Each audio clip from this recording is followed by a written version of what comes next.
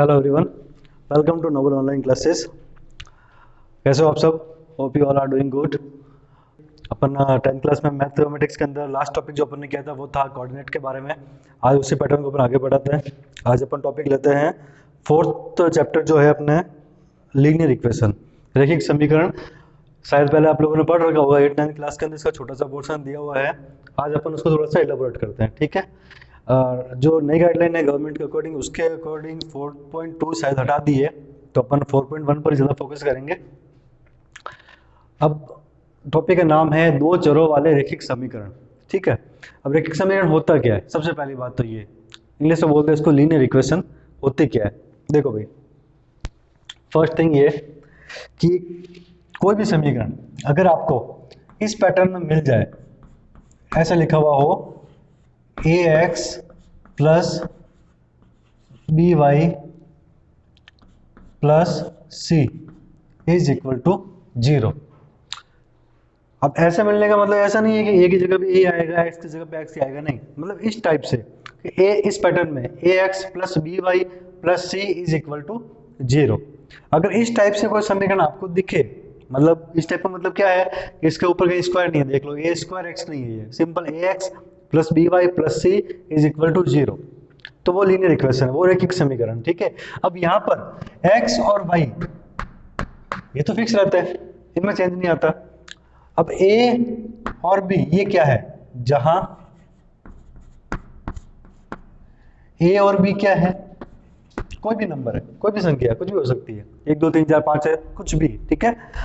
लेकिन ए और बी संख्या तो कुछ भी हो सकती है, लेकिन इनका मान 0 नहीं होना चाहिए, ठीक है ना। ये आपको ध्यान रखना है, ए और बी शुड नॉट बी 0, ठीक है। ये अपना जो मेन कॉन्सेप्ट है इसका, कि इस पैटर्न के अंदर हो a x plus B Y plus C is equal to 0, इस टाइप का समीकरण होना चाहिए, वो रैखिक समीकरण कहलाएगा। लेकिन कंडीशन ये है कि ए और बी का मान, दोनों का मान या कोई एक का भी मान 0 नहीं होना चाहिए, ठीक है। ये ऐसी कंडीशन है, 0 के अलावा कुछ भी हो सकता है, 1 2 3 4 जो भी है, ठीक है। तो ये अपना हो गया लीनियर इक्वेशन, रैखिक समीकरण की बात, ठीक है। अब ए और बी का मान यहाँ पे आप कुछ भी रख सकते हो। अब आपको जो सवाल दिए जाएंगे उसके अंदर आपको जो मेन चीज है वो एक्स और वाई का मान निकालना है, ठीक है। एक्स और वाई का मान अपने को निकालना है, फाइंड आउट करना है।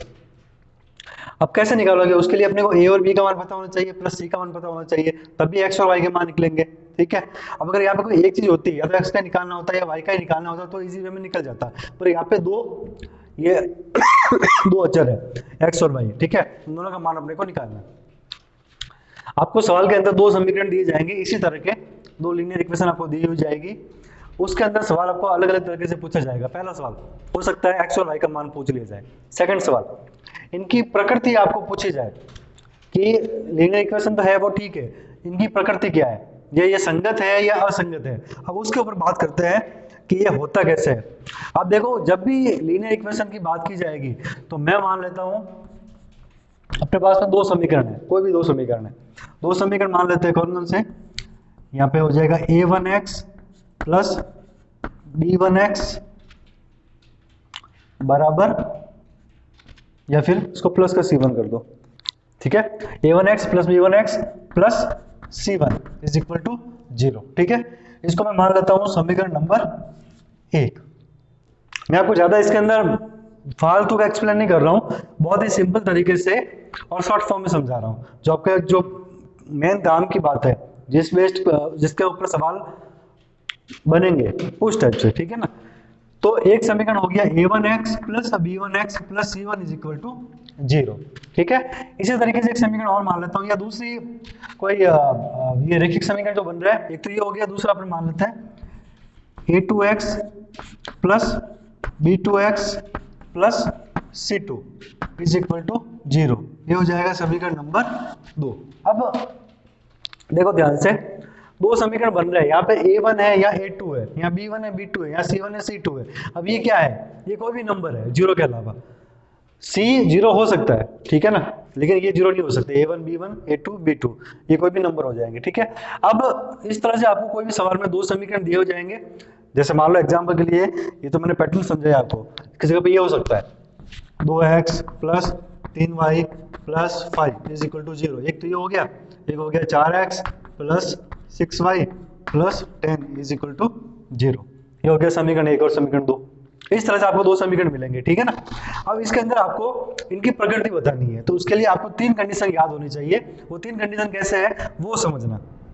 फॉर एग्जाम्पल देखो, आपको सवाल में पूछा जाएगा इस तरीके से, जो पहली कंडीशन बनेगी इसके अंदर वो क्या होगी कि यदि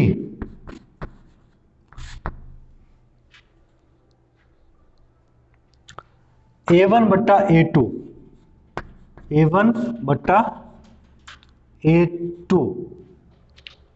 इनको बट्टा में रखोगे आप, A1 बट्टा A2 और B1 बट्टा B2 ये बराबर नहीं है। बराबर का निशान तो कैसा होता है, इस टाइप से, और जब बराबर नहीं लिखना हो तो अपन उसको आड़ा तिरछा ये काट लेते हैं, ठीक है ना। बराबर का निशान तो ऐसा हो जाता है, जब उसको तिरछा काट लिया जाता है तो इसका मतलब होता है ये बराबर नहीं है। जब A1 बट्टा A2 is not equal to B1 बट्टा B2, इसका मान इसके बराबर नहीं है, उस कंडीशन में इस समीकरण की प्रकृति क्या होगी। प्रकृति का मतलब होता है कि इनका नेचर क्या है, ये इसके अंदर क्या क्या चीजें विद्यमान है, क्या क्या चीजें इन समीकरण के अंदर इंक्लूड है। आप इसको कैसे बता सकते हो कि समीकरण का एक्चुअली जो मूल रूप है वो क्या है। तो A1 बट्टा A2 is equal to not B1 बट्टा B2, अगर ये कंडीशन अपने सामने आई तो उस कंडीशन में आपको लिखना है, सवाल में ऐसा करके देखना है, ठीक है। अगर इस तरह से आपको लिखना है आई तो कि इन समीकरणों का यदि है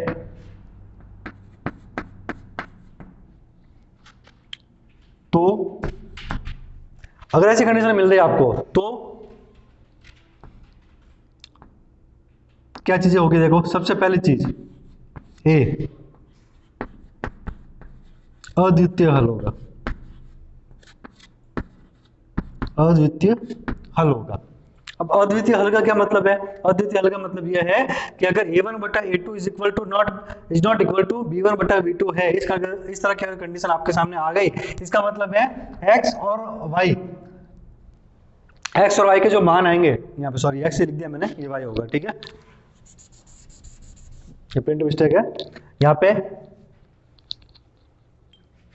ये हो जाएगा y यहाँ पे, ठीक है।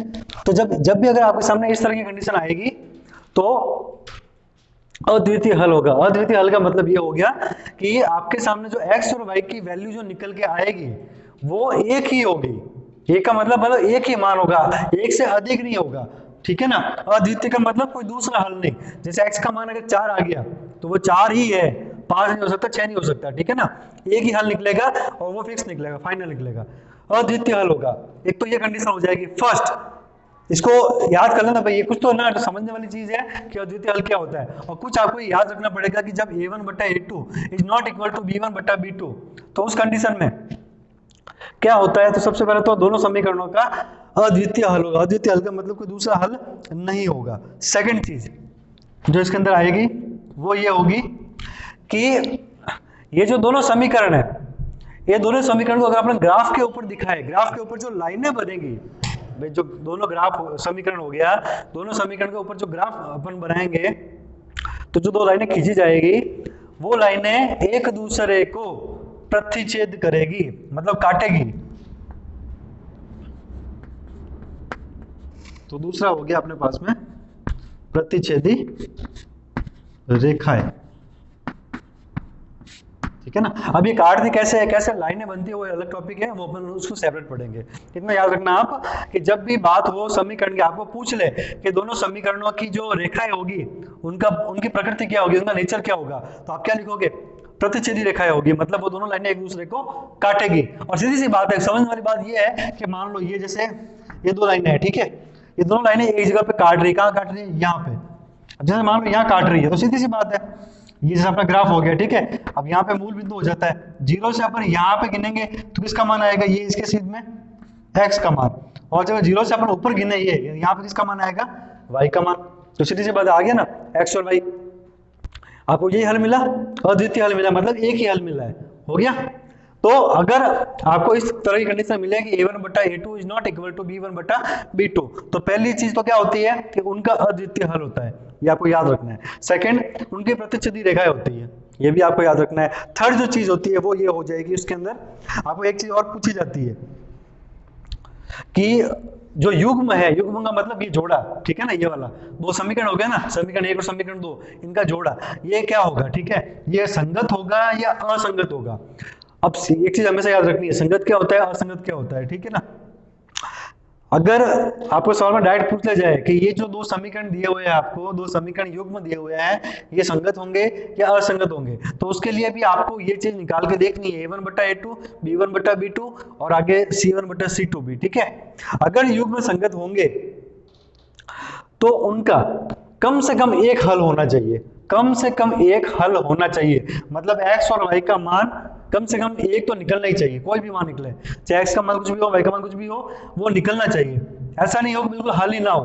तो जब भी इनका हल निकल रहा है, जैसे यहाँ पे अद्वितीय हल निकला है, अद्वितीय हल का मतलब क्या है, कोई भी एक हल है, ठीक है, कोई भी एक का मान हो जाएगा x और y का, इसका मतलब ये क्या हो जाएगा, संगत युग्म होगा, ये क्या होगा, संगत युग्म, ठीक है ना।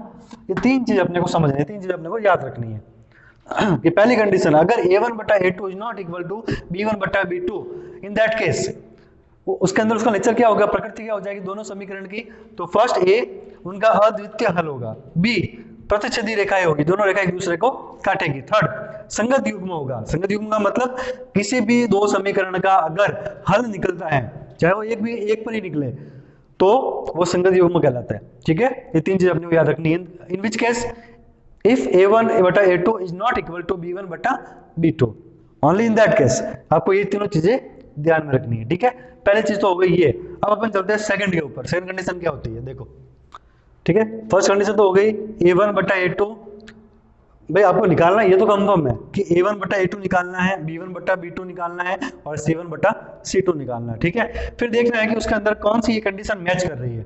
अगर फर्स्ट कंडीशन मैच करती है, a1 बटा a2 is not equal to b1 बटा b2, इसके बराबर नहीं है, जैसे इसका मान आ गया मान लो 1 बटा 2, इसका मान 1 बटा 2 नहीं आ रहा है, अगर ऐसे कुछ कंडीशन हो जाए तो इन तीनों में से कोई भी चीज आप सवाल में जो पूछ रहा है वो लिख लो, ठीक है।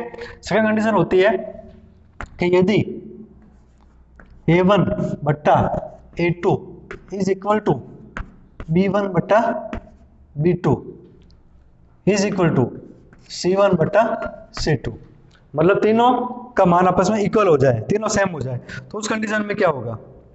सबसे पहले देखो a1 बटा a2 बराबर नहीं है, बराबर है b1 बटा b2 बराबर है c1 बटा c2, मतलब तीनों का मान सेम आ गया। अगर मान लो इसका मान 1 बटा 2 है तो ये भी 1 बटा 2 है, ये भी 1 बटा 2 है, 1 बटा 4 है तो ये भी 1 बटा 4 है, ये भी 1 बटा 4 है। इस तरह की कंडीशन आ जाए तो अपने पास उसके हल, उसके नेचर क्या होता है कंडीशन इसकी समीकरण की, वो अपन देखते हैं। सबसे पहला तो यहाँ पे जो अद्वितीय हल लिखा हुआ है, इस कंडीशन में हो जाएगा इसके अनेक हल, मतलब एक से अधिक हल, ठीक है ना। अनेक हल का मतलब क्या, एक से अधिक हल, यानी x और y का मान जो होगा वो एक बहुत सारे होंगे, ज्यादा होंगे, ठीक है। तो सबसे पहली कंडीशन आएगी अनेक हल। सेकंड कंडीशन, जो प्रतिच्छेदी रेखा यहाँ पे लिखी हुई है इसकी जगह पे हो जाएगा समपाती रेखा। अब ये समपाती रेखा क्या होती है, देखो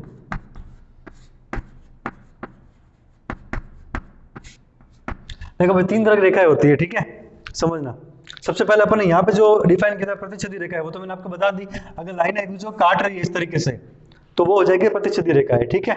एक होती है समांतर रेखा, जैसे ये लाइन है, ठीक है, इसी की समांतर लाइन एक और जा रही है इस तरीके से। इसका मतलब क्या है, अगर मान लो यहाँ पे 5 सेंटीमीटर की डिस्टेंस है तो यहाँ पर अगर 5 सेंटीमीटर नाप रहे अपन, तो यहाँ पर नापे अगर, यहाँ भी 5 ही होनी चाहिए, ये गैप कम ज्यादा नहीं होना चाहिए। मतलब जिस फ्लो के साथ ये लाइन चल रही है उसी फ्लो के साथ ये लाइन चलनी चाहिए। ऐसा नहीं होगी ये लाइन सीधी जा रही है ये लाइन मुड़ जाए, वो प्रतिच्छेदी नहीं होगी। कभी भी ये लाइनें एक दूसरे को काटनी नहीं चाहिए, तो वो हो जाती है समांतर रेखा, जो एक दूसरे के पैरेलल चलेगी, कभी भी एक दूसरे को प्रतिच्छेद नहीं करेगी, तो वो समांतर हो जाएगी, ठीक है। पहली चीज प्रतिच्छेदी कौन सी होती है, जो एक दूसरे को किसी बिंदु पर काट दे, वो प्रतिच्छेदी। एक तीसरी तरह की रेखाएं और होती है जिनको बोलते हैं अपन संपाती रेखा है। संपाती का मतलब ये एक लाइन जा रही है, इस लाइन के ऊपर ही एक और लाइन इसी के ऊपर ही, भाई समीकरण 2 है तो रेखा 2 बनेगी, सीधी सी बात है, ठीक है ना। जितने समीकरण, हर समीकरण की अपनी ग्राफ के ऊपर एक रेखा होती है। अब वो कैसे बनती है मैं समझा दूंगा बाद में, जब अपन ने ये पढ़ा था निर्देशांक, उसके अंदर अपन रेखा बनाई भी थी, एक्स और वाई के मान लिख के, जो लास्ट टॉपिक अपन ने किया था, अगर आपको उस टॉपिक को अगर आपने ध्यान से समझा हो तो हर समीकरण की रेखा बनती है, इतना आपको पता होगा। तो अगर कोई भी दो समीकरण हो, ठीक है, रैखिक समीकरण, अगर दोनों के समीकरणों की रेखा खींची जाए और वो दोनों एक दूसरे के ऊपर आ जाती है, मतलब एक रेखा खींची गई है ऐसे, दूसरे समीकरण की रेखा भी खींच रहे अपन और वो इसी के ऊपर आ रही है, ठीक है ना, तो वो रेखाएं समपाती रेखाएं कहलाती है, समपाती रेखाएं। और वो समपाती रेखाएं किस कंडीशन में होती है, जब a1 बटा a2 बराबर हो b1 बटा b2 बराबर हो c1 बटा c2 के, ठीक है ना। जब भी ये चीज हो जाएगी तो उसके अनेक हल निकलते हैं, उसके क्या निकलते हैं, अनेक हल, ठीक है ना, एक से ज्यादा हल निकलेंगे। दूसरी बात वो समपाती रेखाएं होगी। तीसरी बात पूछी जाती है अपने को कि वो युग्म यानी दोनों समीकरण संगत होगा या असंगत होगा, तो उस कंडीशन में संगत होगा, क्योंकि जिनके हल होते हैं वो हो जाती है संगत, ठीक है ना। मतलब जिनके हल निकलते हैं, इतना आपको ध्यान रखना है संगत और असंगत के, कि जिनका हल निकलता है, जिस समीकरण के अंदर x और y का मान निकलता है, वो समीकरण युग्म जो होता है वो हमेशा संगत होगा, और जिसमें हल नहीं निकलता है वो असंगत होगा। तो ये भी हो जाएगा में संगत युग्म, ठीक है, ये हो जाएगा अपने संगत युग्म। तो आपको सवाल के अकॉर्डिंग खाली चेक करना है कि a1 बटा a2 ये निकाला, b1 बटा b2 निकाला, c1 बटा c2 निकाला, ये सब निकाल दिए। अब आप चेक करके देखो कि क्या मैच कर रहा है, ये इस कंडीशन को सेटिस्फाई कर रहा है। अगर कर रहा है ये तीनों चीजें इसके अंदर होगी, अनेक हल, समपाती रेखाएं और संगत युग्म, ठीक है। अब एक और कंडीशन होती है, वो देखो, जो थर्ड कंडीशन होती है वो ये होगी, आपको निकालना वो क्या वो तरीका, तीनों चीजें निकालनी है, a1 बटा a2 निकालना है, b1 बटा b2 निकालना है, फिर c1 बटा c2 निकालना है। अगर तीनों चीजें आप निकाल रहे हो, अगर आप देखते हो उसके अंदर कि a1 बटा a2 is equal to b1 बटा b2, मतलब ये दोनों पद तो बराबर हो गए, लेकिन ये वाला पद is not equal to c1 बटा c2। अगर इस तरह का कुछ कंडीशन बनती है तो उस कंडीशन के अंदर वही तीन चीज आपको वापस लिखनी है। अब वो क्या क्या होगा, तीनों पद निकालोगे, फिर ये कंडीशन सेटिस्फाई हो रही है a1 बटा a2 बराबर है b1 बटा b2, पर वो बराबर नहीं है c1 बटा c2 के, जबकि जो फर्स्ट कंडीशन थी उसके अंदर तो क्या था, a1 बटा a2 बराबर नहीं था b1 बटा b2 के, लेकिन उसके अंदर ये पहला बराबर है a1 बटा a2 is equal to b1 बटा b2, पर वो थर्ड पद के बराबर नहीं है c1 बटा c2 के। तो आपको कंफ्यूज नहीं होना है, एक ही चीज निकालनी है, फिर ये याद रखना है, ये आपको शर्तें दिमाग में रखनी है, इनके ऊपर सवाल आते हैं, ये इनकी कंडीशंस है, ठीक है ना, ये सेटिस्फाई करनी चाहिए इनको। अब ये चीज जब होगी तो उसका क्या होगी, सबसे पहले तो बात करते हैं अपने हल के बारे में। तो जो फर्स्ट कंडीशन होगी वो होगी, अगर ऐसा कुछ हो जाए कि a1 बटा a2 बराबर है b1 बटा b2, पर वो बराबर नहीं है c1 बटा c2 के, इसका मतलब ये होगा कि इनका कोई भी हल नहीं होगा, मतलब x और y का मान कुछ भी नहीं आएगा, पहली कंडीशन, कोई हल नहीं होगा, ठीक है, फर्स्ट चीज। सेकंड, पहली बात तो कोई हल नहीं होगा। दूसरी बात, सेकंड जो बात करते हैं अपन रेखाओं के ऊपर कि रेखाएं कैसी होगी, रेखा इसके अंदर हो जाएगी समांतर रेखाएं,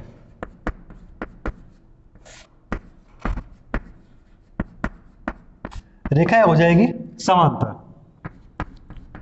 जो मतलब कभी एक दूसरे को काटेगी नहीं, वो हो जाएगी रेखाएं समांतर, ठीक है। थर्ड चीज जो बात करते हैं, जो पूछा जाता है संगत युग्म या असंगत युग्म, तो ये चीज मैंने आपको पहले क्लियर कर दी है कि अगर एक भी हल निकल रहा है समीकरण का, x और y का मान अगर एक भी निकल रहा है तो वो युग्म संगत होता है, लेकिन यहाँ पे अपन ने पहले लिख दिया है कि इसका कोई हल नहीं है। जब कोई हल ही नहीं है तो ये युग्म हो जाएगा असंगत, असंगत युग्म।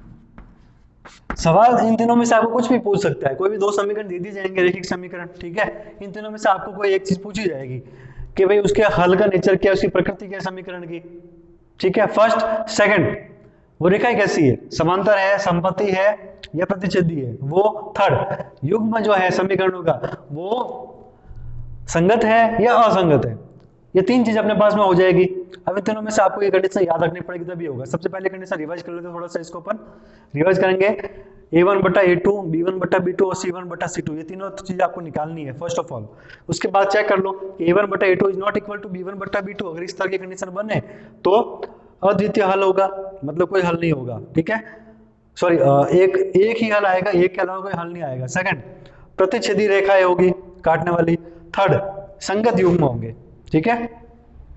संगत युग्म का मतलब क्या है, अगर हल एक भी आ रहा है, कोई भी एक हल आ रहा है एक्स वाई का, तो वो युग्म संगत हो जाएगा, first condition. Second condition, a1/a2 बराबर है b1/b2 बराबर है c1/c2, तीनों का मान सेम हो गया। जब तीनों का मान सेम हो गया तो रेखा हो जाएगी समपाती, मतलब एक के ऊपर एक लाइन खींच जाएगी, फर्स्ट। सेकंड, उसके हल एक से ज्यादा होंगे, अनेक हल होंगे। थर्ड, संगत युग्म होगा। संगत युग्म क्यों, क्योंकि हल आ रहा है, हल आते से वो संगत युग्म हो जाता है। थर्ड, यदि a1/a2 is equal to b1/b2 but that is not equal to c1/c2, in that case कोई हल नहीं होगा, समांतर रेखाएं होगी और असंगत युग्म होगा, ठीक है। तो ये तीन कंडीशन होती है, तीनों कंडीशन अपने को दिमाग में रखनी है। इसी के ऊपर ही अगर ये आपको ये क्लियर है कि भाई कौन से कंडीशन में क्या उसका नेचर होता है, तो इजी वे में सवाल हो जाएंगे, ठीक है। अब ये इसका बेसिक नॉलेज है रैखिक समीकरण का, ठीक है। अब अपन चलते हैं प्रश्नावली के ऊपर। देखो, हाँ भाई देखो इधर, अब अपन लेते हैं सीधा चैप्टर 4.1 प्रश्नावली 4.1 पे। देखो जो पहला सवाल है उसमें अपने को पूछ रहा है, देखो पहले सवाल के अंदर काफी सारे सवाल दिए हुए हैं और हर सवाल के अंदर दो समीकरण दिए हुए हैं, ठीक है। समीकरण लीनियर है, आपको दिख रहा है साफ साफ। जैसे कि उसका पहला सवाल है 4.1 का फर्स्ट सवाल है, दो समीकरण दिए हुए हैं, 2x - 3y = 8, 4x - 6y = 9। पहली बात तो ये देखो, आप ढंग से समझो इसको, ये लीनियर इक्वेशन है। मैंने आपको बताया था रैखिक समीकरण क्या होता है, ax + by + c = 0। अब आप कहोगे भाई इसके अंदर तो यहाँ पे c आ रहा है, बराबर में 0 है। देखो जैसे पहला समीकरण अपना क्या आ रहा है, 2x - 3y = 8। समझना इसको कैसे बनाइए, ax + by + c = 0, इस फॉर्म में ये है या नहीं है, पहले तो वो देखो। देखो a की जगह पे क्या आ रहा है, 2 लिख सकते हैं अपन, a की जगह पे क्या आ जाएगा 2, ये x का x, ठीक है। अब यहाँ प्लस है लेकिन यहाँ माइनस है, पर आप तो कर सकते हो ना। देखो 2x है, ठीक है, मैं काम करता हूँ ये प्लस का प्लस ही रखता हूँ यहाँ पे, क्योंकि अपने जो फॉर्म बनती है, जो बेसिक फॉर्म है, जो फंडामेंटल फॉर्म है इसकी, वो क्या है प्लस। तो ax की जगह पे 2x प्लस का प्लस by है यहाँ पे, ठीक है।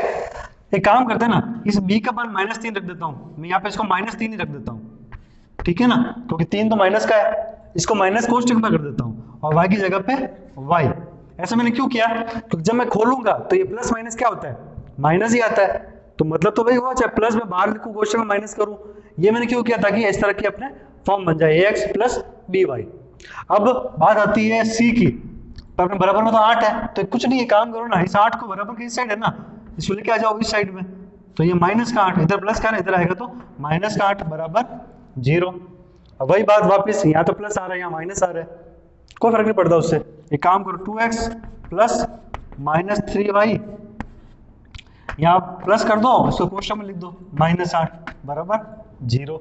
अब अगर अपने को पूछे a का मान क्या है, b का मान क्या है, c का मान क्या है, तो आप कैसे लिखोगे, a बराबर हो गया 2 b बराबर हो गया -3 और c बराबर हो गया -8, ठीक है ना, ये ध्यान रखना आपको। अब b क्या होगा, -3 होगा और c क्या होगा, -8 होगा, ठीक है। ये कंडीशन आपको ध्यान रखनी है, इस तरह से जमाते हैं इसको, ठीक है। अब अपना जो सवाल है बेसिक, वो ये पूछ रहा है अपने को, जो अपना सवाल है वो ये पूछ रहा है कि ये जो दोनों समीकरण युग्म है, दो समीकरण है, युग्म मतलब जोड़ा, जोड़ा मतलब 2। अभी 2 समीकरण का युग्म हुआ ना एक, तो ये संगत है या असंगत है। तो पहले तो आपको संगत है या असंगत निकालने के लिए अभी मैंने आपको 3 कंडीशन बताई थी, a1/a2, b1/b2 और c1/c2। इन तीनों का आपको मान निकालना पड़ेगा। कैसे, देखो सबसे पहले तो आप लिख लो यहाँ पे a1 क्या है और a2 क्या है, a1 और a2। a1 कितना, देखो x के पास में क्या संख्या आ रही है 2, तो ये a1 का मान हो गया।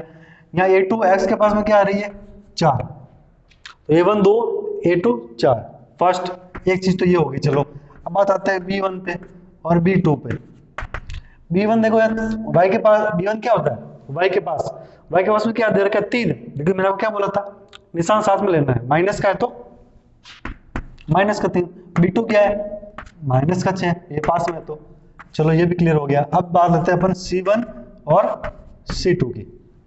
देखो भाई यहाँ पे 8 है, ये बराबर के इस साइड, आप चाहो तो बराबर के इस साइड को आप C मान सकते हो, वरना अगर उस तरीके से करो कि 8 को पक्षांतरण कर दो, इधर लेके आ जाओ, इधर ये 8 प्लस का है, पक्षांतरण होके इधर आएगा तो माइनस में हो जाएगा, ये 9 इधर आएगा तो माइनस में हो जाएगा, तो ये क्या हो जाएगा अपने पास में C1 का मान 8, C2 का मान 9। आप चाहो तो इसको -8 और -9 भी कर सकते हो, ठीक है ना, कोई फर्क नहीं पड़ता उससे आप, लेकिन ध्यान नहीं रखना है कि अगर ये C का मान इधर C1 का मान बराबर के आप इस साइड में ले रहे हो तो C2 का मान भी बराबर के उस साइड में ही लेना है। ऐसा नहीं कि 8 को तो कर दो आप पक्षांतरण इस साइड में और 9 को करो ही नहीं, 8 को तो इधर लेने के बाद तो उसको आप C गिनो और 9 का बराबर के उस साइड में गिन रहे हो, वो नहीं होना चाहिए, ठीक है ना। अगर 8 को आप बराबर के इस साइड गिनते हो तो 9 का भी बराबर के आप इस साइड में गिनो। अब तीनों के मान अपने पास आ गए ना, अब आप निकालो अब A1 बटा A2 कितना आ रहा है 2/4, अब 2/4 क्या होता है 1/2, ठीक है। अब निकालो आप B1 बटा B2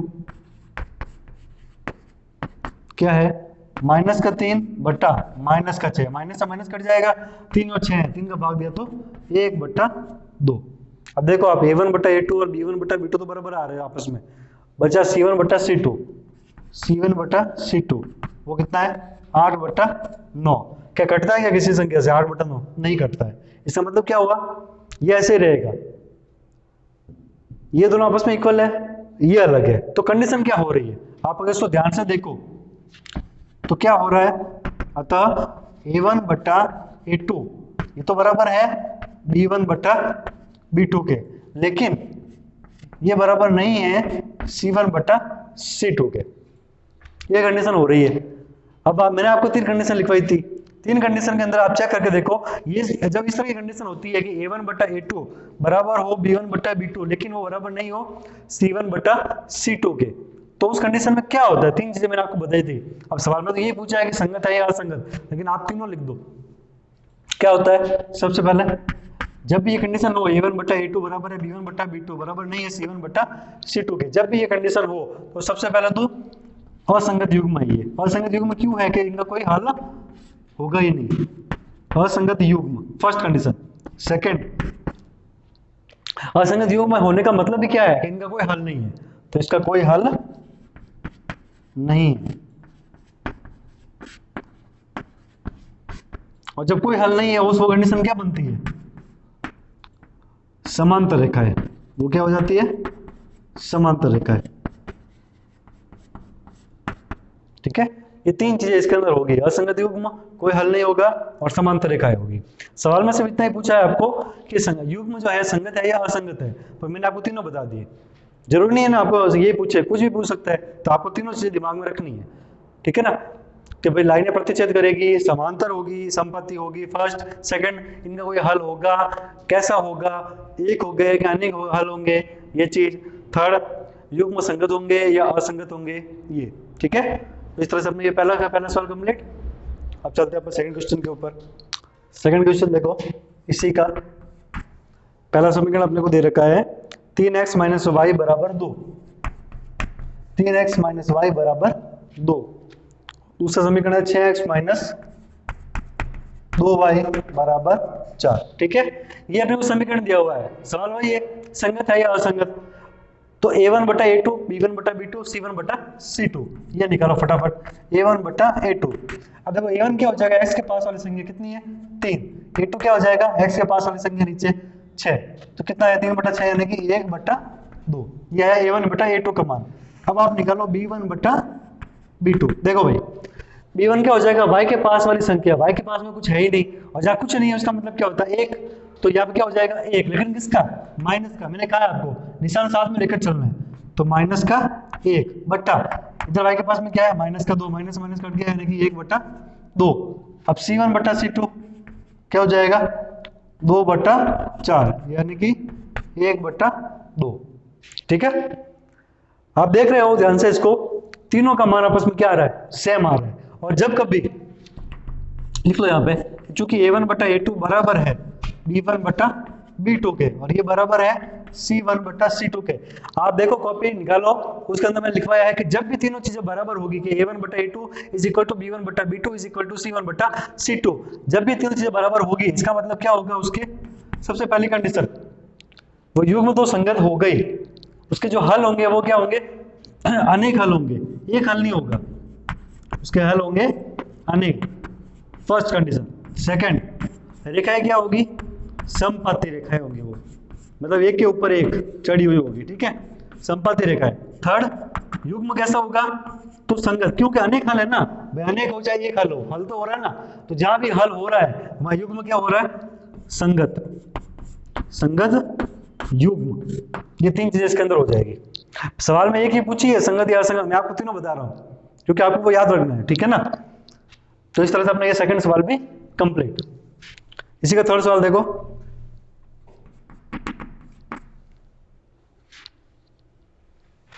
to X minus 2y is equal to 2,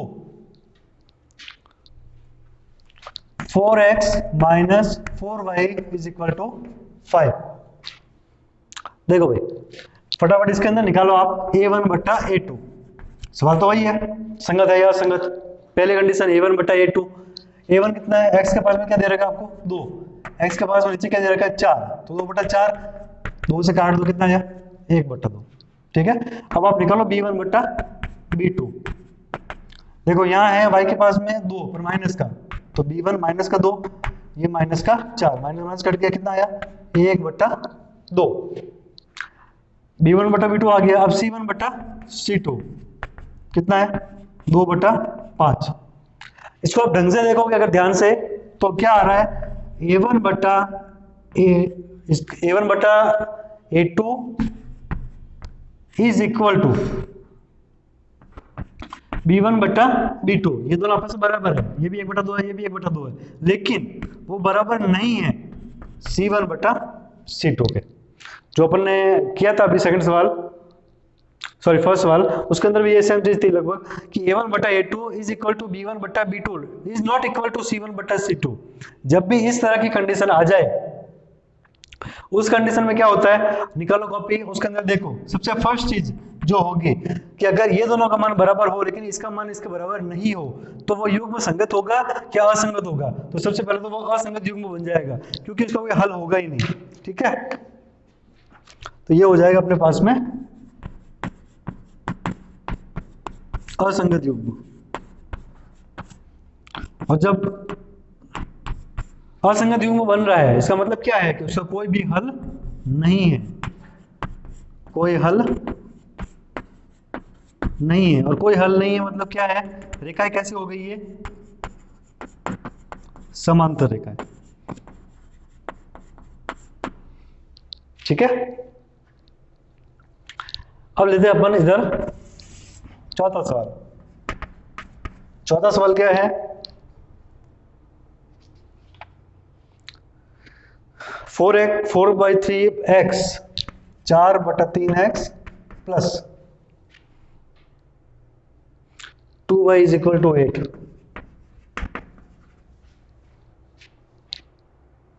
2x plus 3y is equal to 12।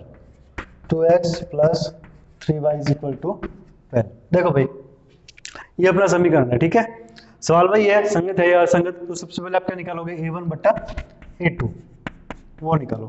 अब a1 का मान देखो, x के पास में क्या दे रखा है 4/3 है, मतलब ये पूरा क्या हो जाएगा 4/3, ये तो हो जाएगा 4/3 बटा a2 में क्या आएगा 2 है, तो ये क्या हो जाएगा इंटू 1/2। कैसा वो बताया था ना आपको कि जब भी हर के अंदर एक ही संख्या हो तो बट्टा में वो आ जाएगी 1 बट्टा वो संख्या, काट दो कितना आएगा 2/3, ये इसका मान आ गया।